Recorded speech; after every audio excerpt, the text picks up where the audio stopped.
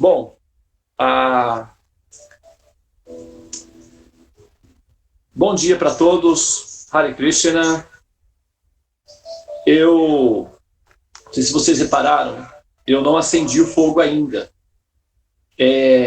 Eu tive o desejo de fazer isso, não é? Com você, na sala.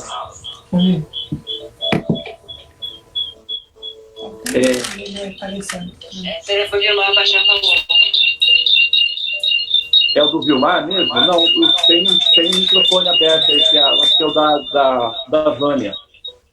Ou da Cláudia. Pronto.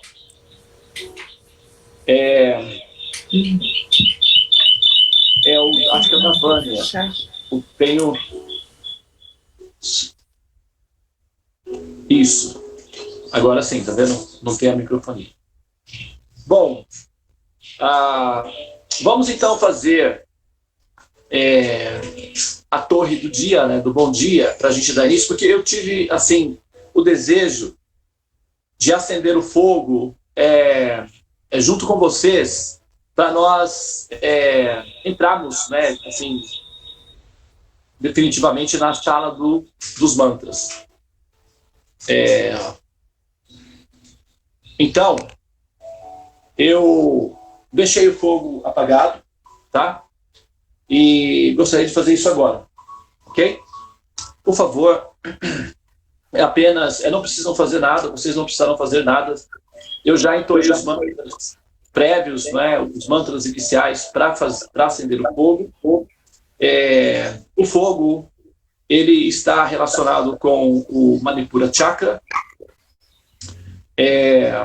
que é o tema que nós estamos mencionando. Eu vou apenas acender o fogo agora e depois nós vamos, então, eu vou utilizar esse recurso para dar sequência no estudo do Manipura Chakra, tá bom? Então vocês não precisam fazer nada, eu já fiz os mantras, basta apenas observar com solenidade.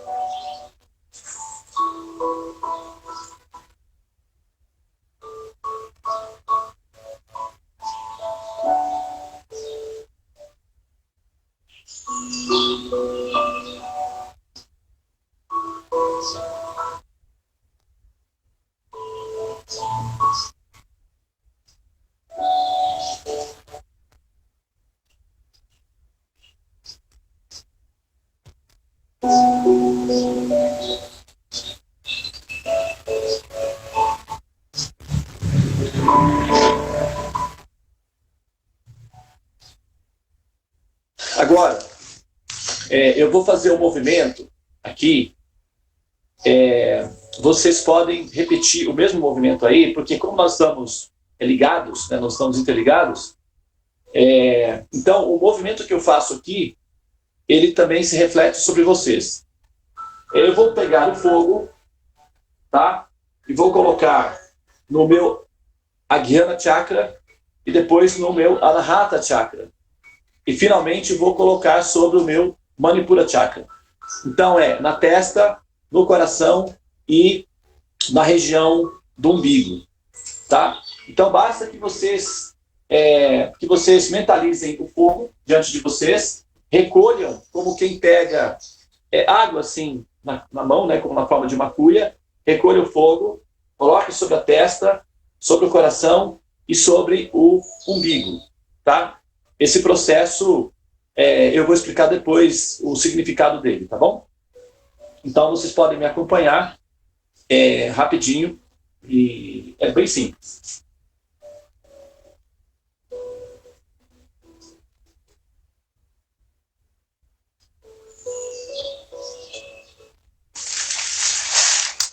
Muito bem. Em todos os templos na Índia, esse procedimento se dá. Depois a gente vai falar sobre isso daí, tá? Muito bem, pessoal, vamos então dar início. Observe, tá? Observe ao redor, porque o efeito do mantra, ele refina o tecido cerebral. Assim, mecanicamente falando, do ponto de vista neurológico, ele dá um efeito sobre o funcionamento do sistema neurológico. Então, ele acelera o sistema neurológico. Primeiro, ele descarrega, ele limpa, né, o excesso de bagagem, o lixo, ele faz uma reciclagem ali, uma atualização, libera os lixos, então ele deixa o processador mais rápido, e o que acontece é que você terá mais percepção espiritual, a sua intuição, a sua inteligência, a capacidade que você terá de interpretar os eventos pelos quais você passa do ponto de vista progressivo, positivista, evoluído, assim, aumenta. Então, as suas realizações espirituais, a sua percepção espiritual melhora bastante, tá? Com esse processo dos mantras. Então, é bom ficar atento nos eventos, olhar os pequenos sinais, procurar entender o significado daquilo do ponto de vista do objetivo final, que é o autoconhecimento. Façam esses exercícios e vocês vão ver que o processador está mais rápido. É normal isso, tá? É um efeito natural da consequência dos mantras, do processo do sadhana dos mantras. Bom, agora são 7h22, né? Eu vou falar, então, até às 7h45, por 20 minutos, e aqueles que forem muito fortes, fiquem comigo, tolerem. Muito bem. Veja bem, olha só. Nós somos impacientes, né? Naturalmente, nós somos impacientes. Eu não sei se vocês já tiveram essa percepção, né, de que nós somos impacientes. Pode ser que essa seja uma coisa apenas minha, né? É possível que eu seja a única pessoa impaciente. Ou não, pode ser que você também seja, não sei. Aí é você que vai dizer, né? De acordo com a sua própria compreensão de si próprio. Mas as chances de que vocês sejam relativamente impacientes é alta. Por quê?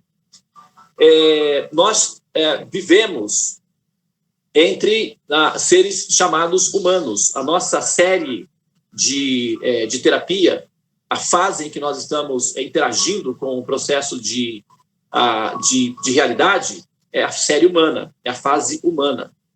E a fase humana, ela é uma fase rápida, ela não é uma fase prolongada, não. Tá? É uma fase até relativamente rápida em relação às outras fases. As fases minerais e animais são fases prolongadas. A fase humana é rápida. A fase Deva, que é a próxima fase, ela é muito prolongada. Ela é extensa, extremamente extensa. A fase humana, uma das características principais dela é a experiência da necessidade de viver, em algum momento, o princípio de domínio, o princípio de posse, o princípio de controle, né? Nós queremos ter o controle das coisas, nós precisamos ter o controle sobre alguma coisa, porque isso é terapêutico, não é que é mal, não é uma característica ruim, né? Faz parte da constituição da existência do ser. Por quê? Veja bem, o controle não é ruim, o poder não é ruim. Por exemplo, o dinheiro também não é ruim. O que faz essas coisas serem ruins? É o coração alterado para o negativo, que transforma esses princípios em fatores ruins. Por exemplo, só para dar um exemplo, né, o poder, né? Vamos supor que uma mãe, né, tenha 3 filhos, e essa mãe seja uma mulher poderosa, né? Ela seja muito rica, ela tenha muito dinheiro, ela tenha muitas propriedades e ela tenha também algum tempo livre.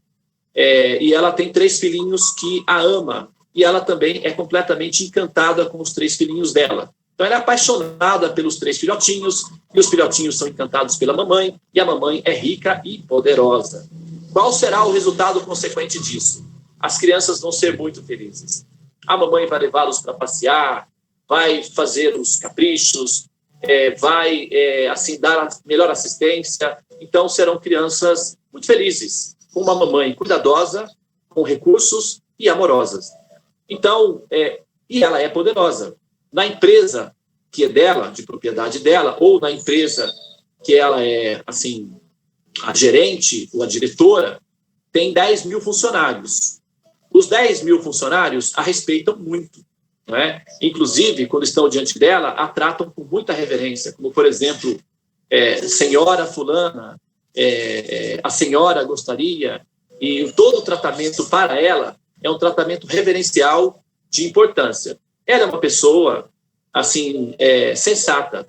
Ela sabe da importância, do valor da posição dela, ela compreende que ela tem responsabilidades grandes nas mãos dela, muitas pessoas dependem dela, ela trata a todos com muito respeito. Porém, se ela precisar puxar a orelha de algum dos funcionários ou corrigir alguns deles, ela o fará. Se o funcionário entender o recado e cooperar, ganhará um amigo na pessoa da diretora. Se o funcionário insiste em cometer o erro, ela deverá tomar uma ação, deverá dispensar esse funcionário. Por quê? Quem poupa o lobo sacrifica as ovelhas. Ela sabe que, mantendo esse funcionário indisciplinado, incorrigível e, assim, prejudicial no grupo, ela colocará em risco a segurança emocional do grupo. Então, ela preferirá sacrificar o lobo e poupar, assim, as ovelhas. Isso é utilizar o poder. Então, quando o poder é utilizado para proteger aqueles que são inocentes de bem e que desejam a paz, esse poder, ele é saudável. Ele é um poder que, enfim, ele é benéfico. Então, o poder, ele não é ruim, né? Ele é ruim nas mãos de uma pessoa malvada, de uma pessoa cruel, de uma pessoa empedernida. Aí sim, ele é ruim. Agora, essa mesma diretora importante, capaz de definir o destino, pelo menos parcial, de uma pessoa, porque quando ela assina a rescisão do contrato, assim, dispensando um funcionário, ela está, de certa forma, interferindo no destino daquele funcionário e, eventualmente, inclusive, daqueles que dependem dele, que estão ao redor daquela pessoa. Estou dando um exemplo prático aqui, né? Agora, quando essa diretora importante, respeitável, vai para casa, ela tem 3 filhotinhos, lá de 5 aninhos, 6 aninhos e 7 aninhos, não é? Que estão esperando ansiosamente a mamãe voltar para casa. Quando a mamãe chega em casa, os 3 filhinhos não reconhecem a autoridade, a pessoa importante. Eles só veem a mamãe. E o que eles fazem? Pegam a mamãe, fazem ela ser o cavalinho deles, pega a bolsa da mamãe, abre a bolsa da mamãe, derruba as coisas, e puxa a mamãe para cá, e derruba a mamãe. E a mamãe simplesmente entra em estado de êxtase. Se ela tivesse que eternizar um momento na existência dela, seria esse o momento que ela eternizaria. Se ela fosse obrigada, digamos, a escolher entre 2 momentos na existência dela, 10 mil funcionários respeitando-a, elogiando-a, à disposição para servi-la em todos os sentidos, ou simplesmente aquelas 3 pessoinhas ali que não reconhecem a autoridade dela e sobem sobre ela, que a obrigam a se tornar o brinquedinho delas, como um cavalinho, um aviãozinho, ou o que quer que seja, e, ao mesmo tempo, não dirão para ela: senhora, a senhora quer um copo d'água? Então, se essa mãe, essa pessoa, tivesse que escolher entre esses 2 momentos para eternizar, para viver eternamente, qual desses 2 momentos vocês realmente acham que ela optaria? Então, como ela é influenciada pelo amor, o êxtase produzido pela irreverência dessas 3 pessoas, que são os filhinhos dela, a controlam. Então, embora ela seja poderosa, embora ela seja a diretora do destino de 10 mil pessoas, em casa, todo o poder dela fica neutralizado e ela está sob o controle e o domínio de 3 pessoinhas que não reconhecem a autoridade dela, que simplesmente a amam profundamente, e ela simplesmente rende-se por completo a essas 3 pessoas e entra em estado de êxtase a tal ponto a fim de desejar isso para sempre. Procede isso, Karuna?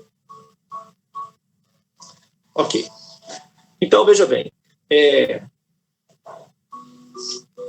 Isso demonstra claramente que o amor é superior ao poder.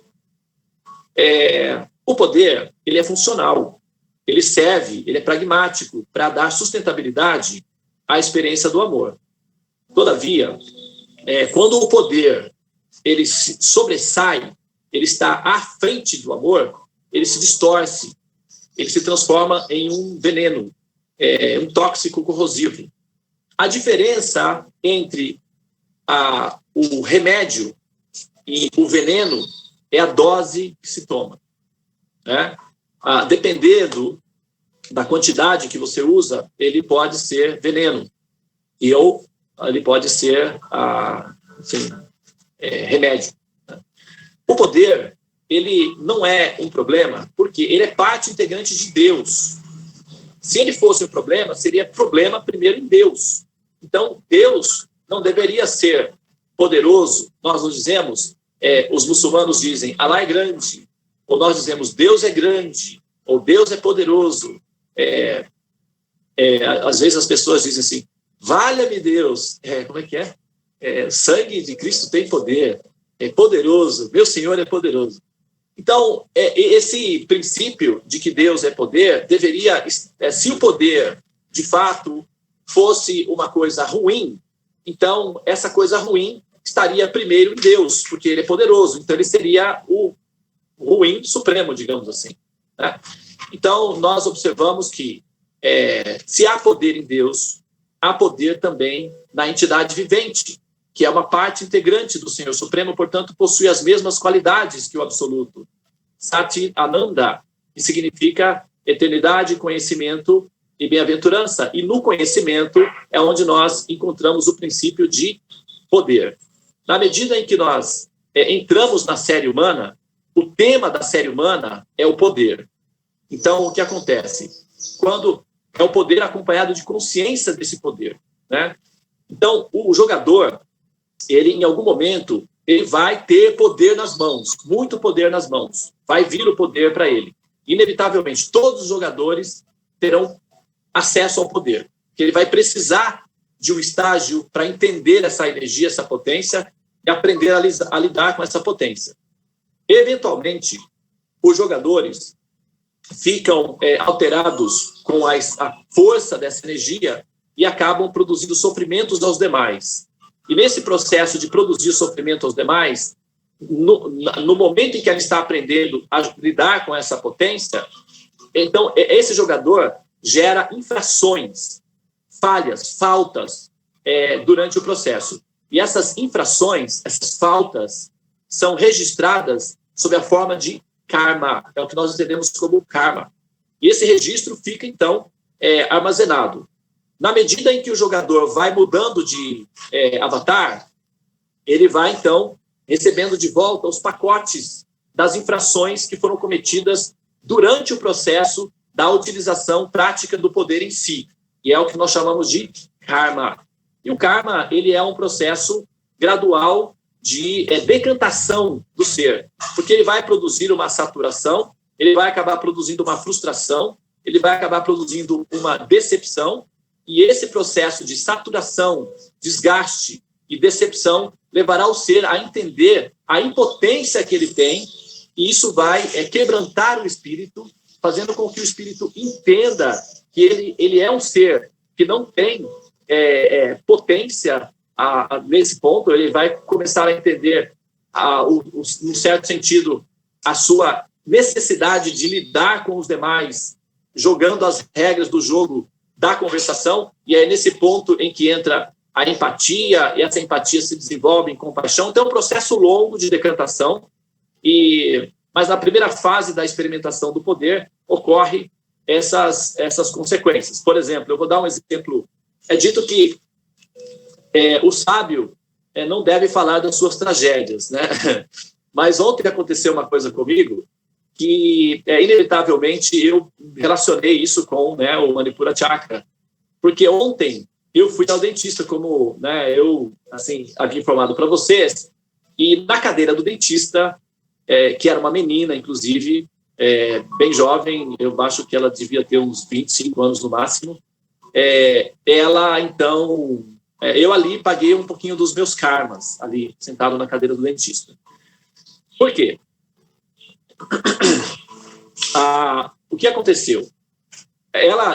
Um tratamento que exigia uma certa, né, cautela, ia fazer, na verdade, foi alterado para um canal. Fizeram uma alteração lá na hora, para ser um canal, e foram aplicadas as anestesias. E foram aplicadas 4 anestesias sobre o dente. A minha parte esquerda ficou toda adormecida, mas o dente estava completamente sensível. Então, a anestesia não pegou no dente porque ele estava inflamado. Então, a anestesia não pegou. E a menina era recém-formada. É uma clínica, e a menina, eu acho que ela era recém-formada. E eu explicava para ela, eu dizia, doutora, olha só, a anestesia não pegou no dente. Ela pegava no meu rosto e falava, dá um beijinho, para você ver, colocou um espelho, faz um beijinho. Aí eu ia fazer o beijinho, a boca saía para um lado e a outra saía para o outro. Aí ela falava assim, beijo torto significa que a anestesia pegou. Eu dizia, mas doutora, eu estou sentindo o meu dente, ele está totalmente sensível. A água que você joga já faz ele doer. Imagina quando você colocar esse motor terrível aí. Ela dizia, não se preocupe, eu sou formada, eu tenho pós-graduação, eu sei o que eu estou fazendo, você não vai sentir dor. A água já me fazia doer. E ela, assim, determinada a me convencer de que eu estava com, assim, ansiedade e uma interferência psicológica que estava dando aquele efeito de eu sentir dor. E eu sabia que não era nada disso.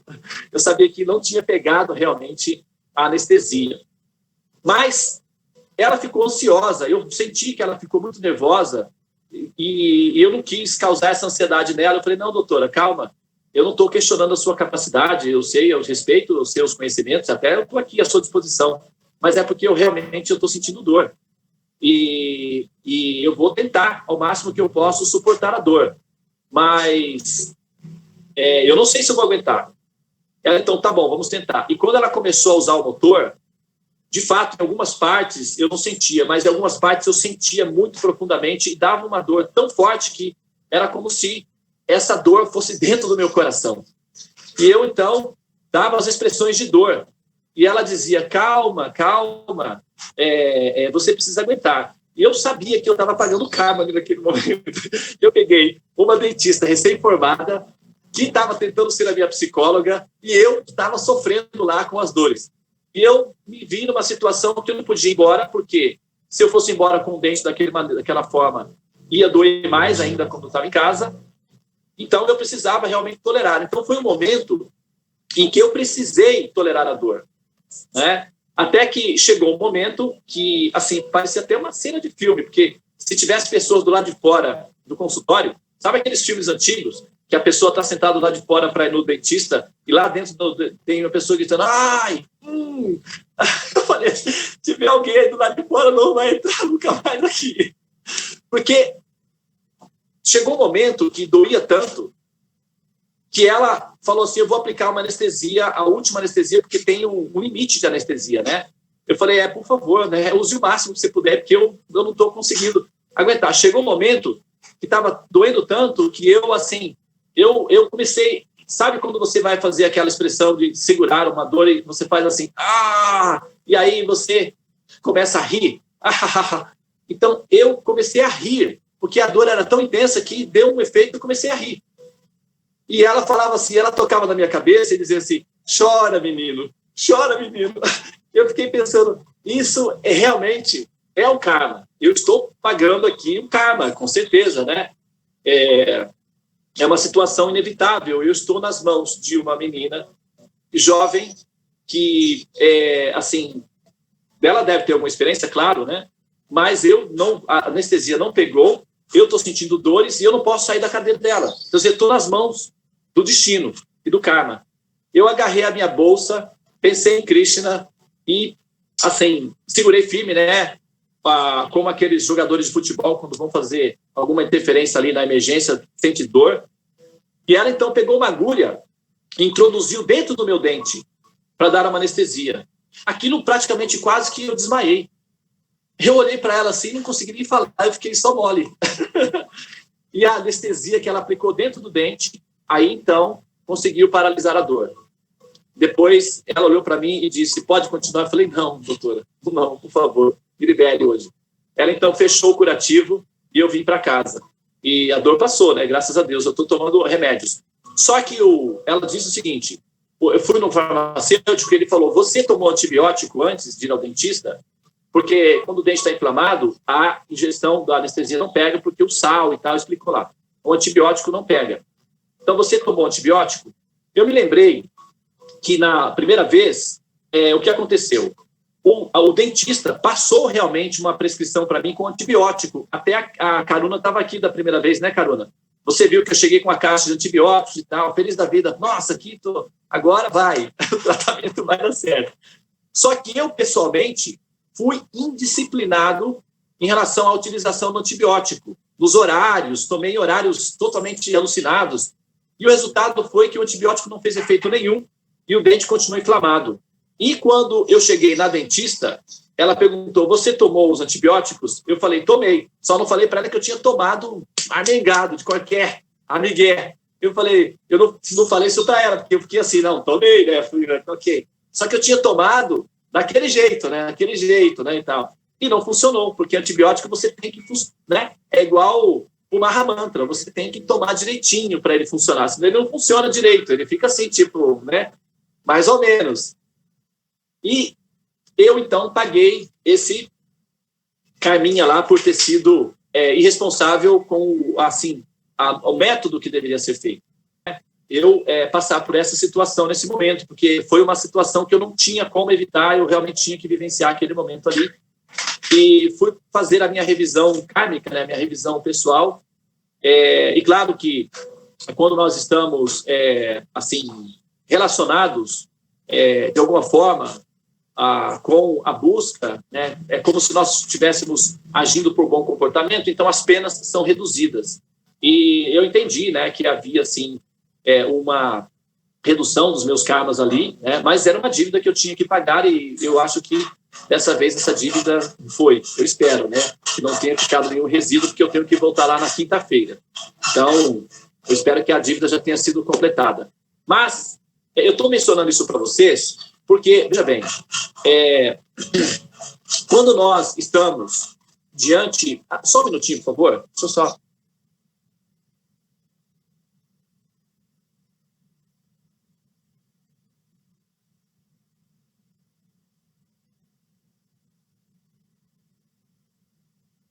Bom, estava com um probleminha aqui. Então, eu mencionei esse fato da minha experiência ali particular, porque o Manipura Chakra, ele é justamente aquilo que nos permite, a parte do processo da evolução que nos coloca em contato com justamente a parte em que nós vamos lidar com o poder. E nós, ao lidarmos com o poder de maneira faltosa, nós geramos karmas. E esses karmas depois retornam para nós, né? E nós precisamos lidar com esses pacotes, essas dívidas kármicas. Se nós não temos conhecimento, então fica mais difícil ainda. E com conhecimento, a gente consegue amenizar os karmas, a gente consegue, não é assim, administrar os processos todos e, inclusive, aprender com eles enquanto nós estamos vivenciando as experiências kármicas que nós vivemos. Mas um dos problemas principais de nós não sabermos como utilizar o poder, como canalizar essa energia do poder, é justamente as faltas que nós vamos cometer durante esse processo. Isso tudo fica armazenado na memória do jogador, fica no arquivo do jogador, e quando esse jogador sai do avatar e ele vai assumir um outro avatar, o registro das faltas ficam todas disponibilizadas como consequência. Então, ele vai ter que vivenciar as consequências das faltas e, ao mesmo tempo, vai ter que continuar jogando o jogo da vida, da evolução. Então, ele terá que fazer o quê? Pegar esses efeitos negativos dos resultados do personagem anterior, transformar isso em combustível, e esse combustível deverá ser útil. Para que seja útil, ele precisa estar numa plataforma de lançamento. para que o combustível seja funcional para que ele possa se lançar. Então, nós podemos utilizar o nosso mau karma para transformá-lo em combustível para assim nos lançarmos para fora da fase humana. Isso chama-se liberação do ciclo do samsara. Samsara significa o ciclo infinito de repetidos nascimentos e mortes. E moksha significa a liberação desse ciclo. Então, transformar os karmas em combustível para que isso seja funcional para a liberação depende de que nós estejamos numa plataforma de lançamento. E essa plataforma de lançamento é o equivalente do autoconhecimento. Nós temos que compreender o sentido objetivo da existência e nos posicionarmos de tal maneira que a proposta de liberação esteja diante do nosso campo de visão, do nosso campo de entendimento. Tá? E isso requer realmente um estado de consciência elevada. Ou seja, é necessário que nós saibamos como é que funciona o jogo do processo de evolução e como nos candidatarmos para a liberação.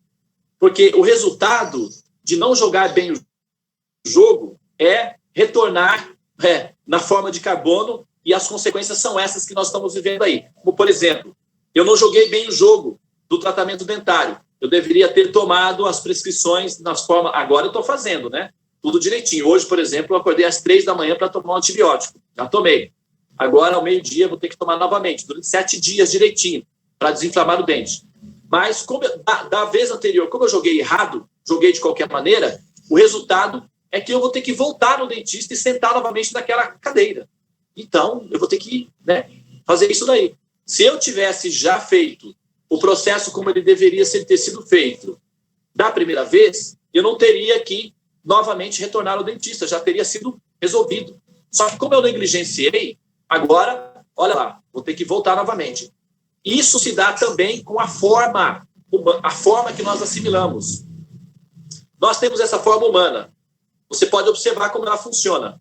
Ela se degrada, ela se decompõe, ela produz efeitos colaterais, ela produz muito lixo, né? Nós temos que estar o tempo todo indo ao toalete, eliminar os lixos, banhar, e, enfim, produz muito, resíduos.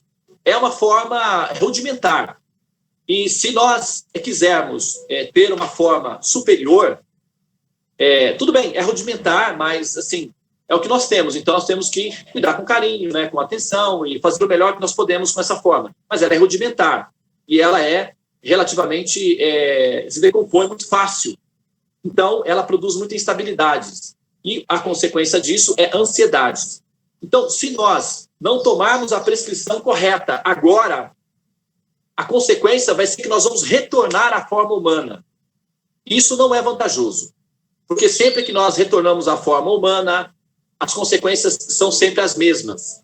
Nascer, crescer, lutar pela vida, crise existencial, medo e depois, de novo, isso é o samsara. Tá? Então, os jogadores que são faltosos, ou seja, não que são negligentes no processo de viver a vida e, ao mesmo tempo, abusam da potência do poder, da força do poder, seja de forma reversa, seja de forma direta, porque tem pessoas que se colocam numa posição de vítima e fazem chantagens com as demais, obrigando-as, manipulando-as a agir de acordo com os seus caprichos mentais. Isso também é abuso de poder. Parece que não, mas é abuso de poder. O vitimismo é um abuso de poder, né? E o programa, ele entende como abuso de poder. Não importa se é uma técnica reversa, é abuso de poder. Manipulação, produzir sofrimento aos demais, abuso de poder. E o abuso de poder vai gerar um pacote kármico, esse pacote kármico terá que ser vivido. Então, nós precisamos purificar a nossa mente da tendência do abuso ao poder. Por isso, como o Manipura Chakra, eu vou concluir em 2 minutos. O Manipura Chakra, ele é regido pelo princípio que é o Sol, e o Sol é o princípio de poder máximo do sistema solar. Então, nós precisamos conduzir essa energia de poder para cima, que é o próximo, que é o Anahata Chakra, que é o chakra que já está relacionado com o amor, com a compaixão. Para que isso seja feito,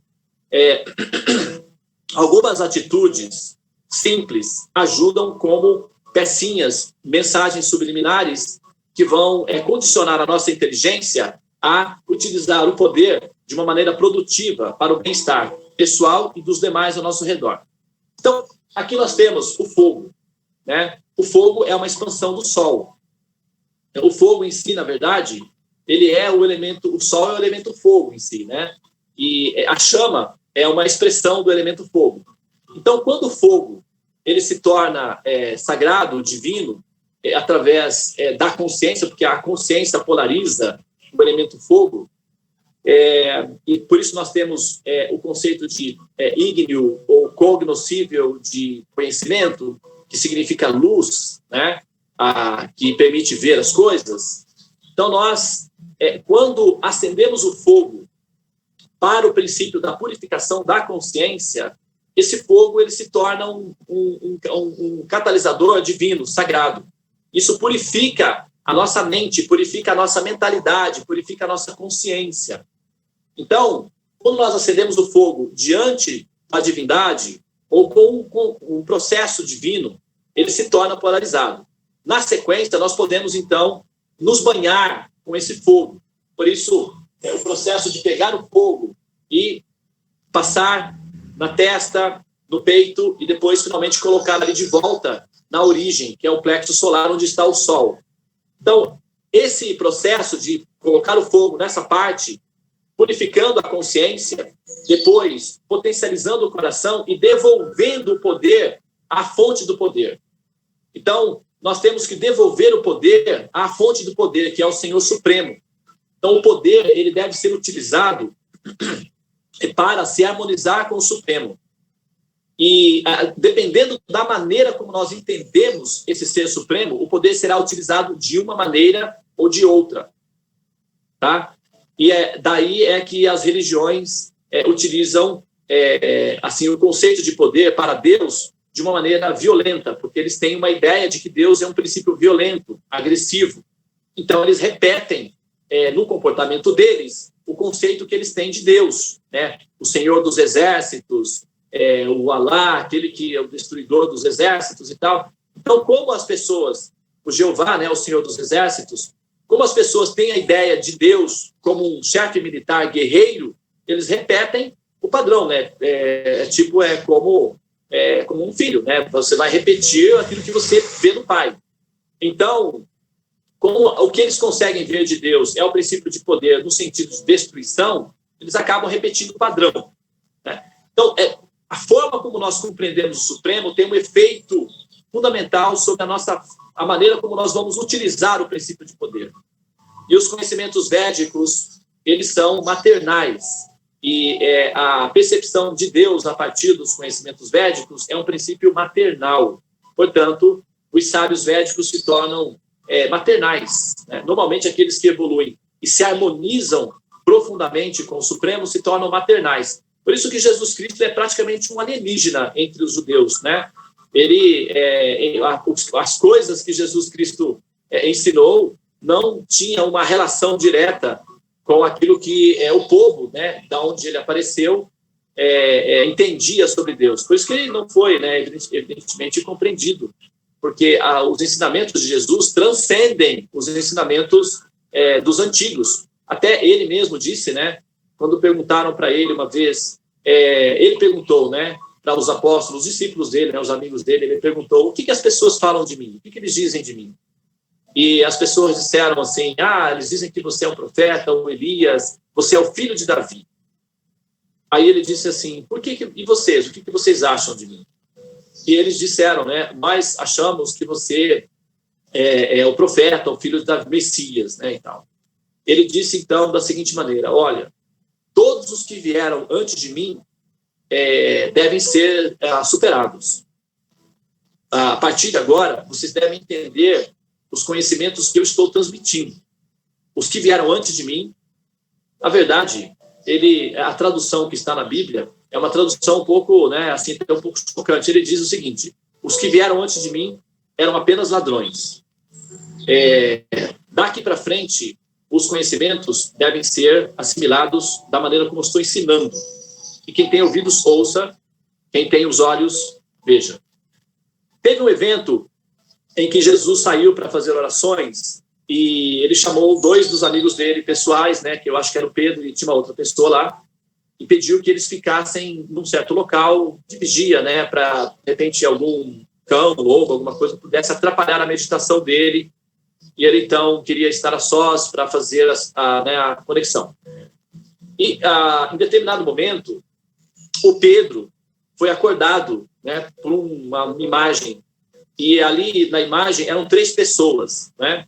Tinha Moisés, tinha Elias, e tinha uma outra pessoa lá, que, desculpa, eu não vou saber dizer, de repente alguém saiba. Eram 3 pessoas, né? E o Pedro ficou tão encantado com aquela visão que ele disse o seguinte: olha, vamos construir um templo para você, 3 templos aqui, porque vocês são adoráveis. E a voz disse: não, nada disso. Daqui para frente vocês devem ouvir o meu filho amado. Ou seja, nada de os ensinamentos anteriores já foram superados. A partir de agora, é o meu filho que deve ser ouvido. Então, quer dizer, o que significa uma atualização do sistema de conhecimento, né? Jesus é maternal e ele, então, expressa um entendimento de Deus do ponto de vista de um ser maternal, não mais de um ser poderoso, um chefe, um guerreiro, como normalmente era descrito no passado. Então, a ideia de purificar o sentido de poder depende muito da compreensão que nós temos do Supremo, já que nós estamos nos espelhando, nos harmonizando com o absoluto.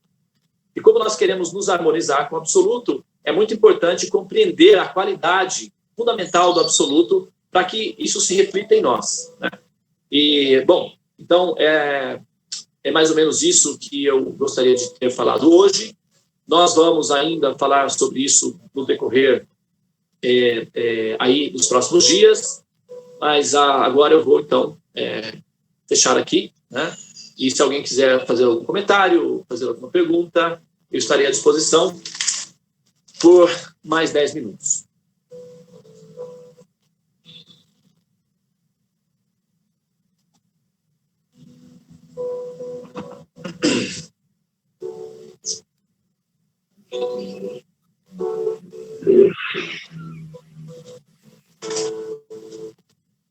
Muito bem. Bom, então, daqui para frente, alguém quer falar alguma coisa? Tudo bem. Então, daqui para frente, antes de nós começarmos, não é? Olha lá, Batman está subindo ali no... antes de nós começarmos a sala dos mantras, a partir de agora, então, eu vou, ficar acendendo. Nós vamos acender junto, né? O fogo. Esse fogo, ele é um catalisador, não é? Um purificador da consciência, e isso vai amenizar, não é, a nossa relação com o princípio de compreensão, né, do que significa o poder, e também de canalizar essa energia para retornar à consciência sob a forma de um poder superior. E esse poder superior é justamente amor, né, que é o poder superior.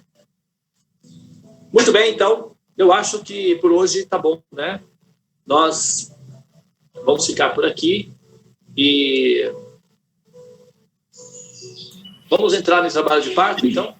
Prabodhevananda, hoje, quando eu acendi meu incenso e minha luz, eu ofereci para o pessoal aqui da sala do templo. Olha só. Você já está... Eu vou com o fubá, você já volta com o bolo e depois mostra ainda para mim, né? E ontem eu coloquei no grupo do Japamala que o orar coletivo, e você também tocou no assunto da oração coletiva. Então, nós estamos conectados, né? A gente, como é um grupo, tem aquela história, né? Eu acho que quem vai gostar de saber disso daí é a Anaís. Ela gosta do Hélio Couto, então é fãzinha do Hélio Couto. Eu vou citar uma fala do Hélio Couto aí. É consciência coletiva, consciência de cardume, né? Então, nós estamos evoluindo a tal ponto de nos tornar um cardume daqui a pouco. Ter uma consciência única, né? Na verdade, a gente vai realmente, né, transferindo dados um para o outro, né? E a gente acaba, por exemplo, a Nancy, né? Estava querendo entrar no grupo e eu, assim, um dia desses aí eu fui abrir, né, o meu celular e tinha uma mensagem para ela que eu tinha que mandar para ela e eu imediatamente já coloquei a Nancy dentro do grupo, sem falar com ela. Depois eu ia falar com ela, mas assim que eu coloquei ela no grupo, ela escreveu de volta para mim, agradecendo, falou, muito obrigado por ter me colocado no grupo. Eu já estava 2 dias pensando em pedir para você me colocar no grupo, mas eu estava me sentindo um pouco constrangido de fazer isso. E você me colocou no grupo, muito obrigado. Então, a gente acaba, né, assimilando os dados, e isso não é um processo consciente, porque a mente inconsciente opera muito mais do que a mente consciente, né? 95% dos nossos processos são inconscientes. Então, as coisas estão funcionando fora do nosso controle, na verdade, né? A gente tem uma pequena parcela do controle dos casos, mas a maioria dos eventos são fora do nosso controle. Deva, posso tentar te ajudar a diminuir o seu karma, o dentista? Vai. Espera aí, você tem Credit Karma? Transfira aí os commodities aí pro meu, porque o meu Credit Karma, ó, eu acho que tá bem baixo ultimamente aí, viu? Então, vou tentar te ajudar, né? Já que as coisas não são por acaso, né? Você falou que você está tomando antibiótico. Só antibiótico? Você não tá tomando anti-inflamatório também? Tô tomando anti-inflamatório junto. O Não, anti-inflamatório é por 3 dias e o antibiótico é por 7. É estranho, porque geralmente o anti-inflamatório é por 7 também, né? Olha lá. Tá vendo só? Ó, já. Ainda mais dependendo do anti-inflamatório, né? Mas, ó, seria bom 7 dias o anti-inflamatório, né? Pelo menos aí. Porque para chegar no procedimento tem que estar desinflamado, né? Até me estranha para o dentista fazer o procedimento com o dente inflamado. Foi o quê? Mesolida? Bom, 12 horas, né? Não, é 8 em 8. É 12 em 12. O anti-inflamatório, né? 12 em 12. Ai. Se tomar de 8 em 8, faz o quê? O que acontece?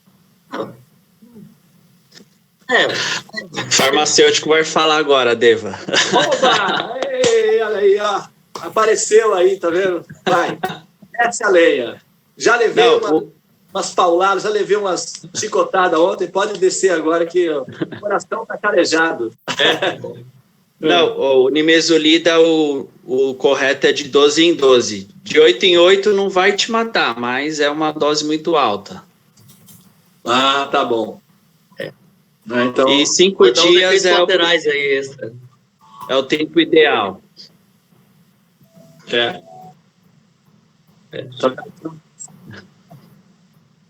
Então, mas não, é isso mesmo. Agora vou até alterar isso daí, né, de 12, que tá tomando junto com o antibiótico, né? Tá tomando junto. Mas agora eu vou alterar, então, né? Vou mudar os horários. Mas aí eu também tô tomando um analgésico, que é um que coloca embaixo da língua. Esse aí é de 12 em 12, né? Que é para tirar a dor. E, não, mas assim,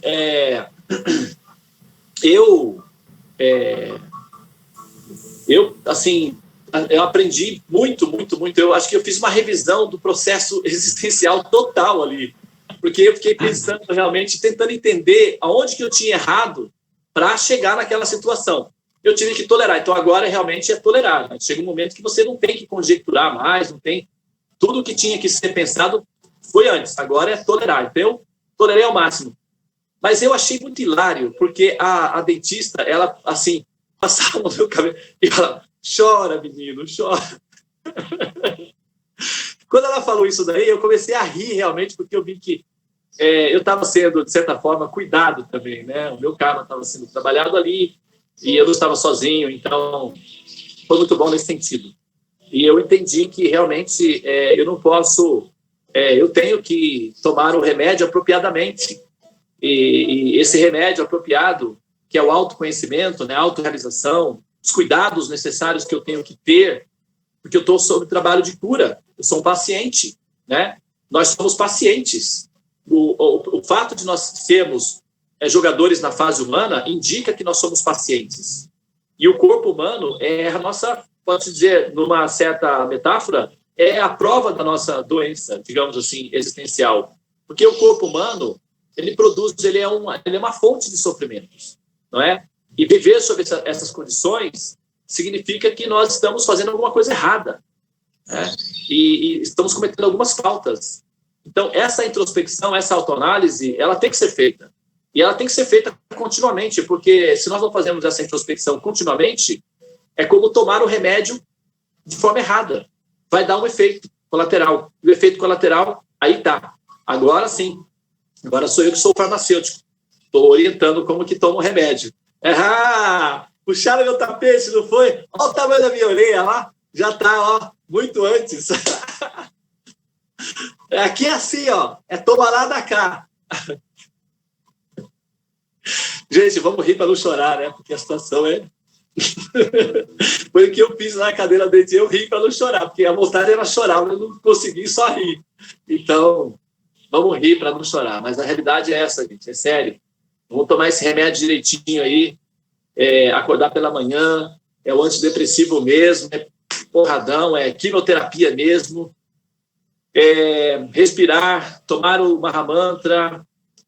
A alimentação, uma alimentação pacífica, vegetariana, sem sangue, muito bem-vindo, elimina os resíduos, né, os tóxicos que produzem sofrimentos, nos adaptar e nos preparar para a plataforma de lançamento, que é realmente almejar as instâncias superiores. Então, nós vamos nos candidatar, nos posicionar como candidatos possíveis para a liberação. E aí, claro, vai depender um pouco da qualidade em que nós nos colocamos aí, tá?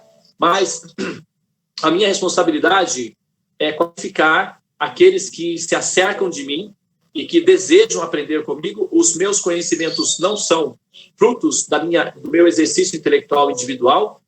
A fonte dos meus conhecimentos são os Vedas. Então, eu estou amparado na fonte, que é o conhecimento védico. Basicamente, o que eu transmito é uma repetição do conhecimento original que já foi revelado para o benefício do ser humano, para a autorrealização, né, para a liberação, que são os conhecimentos védicos, mas para muitos de vocês, o acesso aos conhecimentos védicos é através de mim, até esse momento. Depois eu posso ser superado, inclusive, mas no momento é através de mim. Então, eu tenho consciência da minha responsabilidade dentro do processo, e isso, claro, é parte do meu serviço voluntário à humanidade, né, do meu exercício de altruísmo, em relação ao mundo, em relação à humanidade, e eu estou fazendo de uma forma carinhosa, de uma forma amorosa, porque eu estou lidando com as almas, e as almas são partes integrantes do Senhor Supremo, e isso também automaticamente me coloca diante de Deus, porque cada alma é um aspecto de Deus. Eu estou lidando diretamente com Deus na sua fase, que é a sua fase de autorrealização, que é a alma condicionada. E isso é a minha própria purificação pessoal, no sentido de que isso me qualifica, né, para ser aí, assim, aceito entre aqueles que eventualmente serão convidados a sair do jogo da forma humana, não é?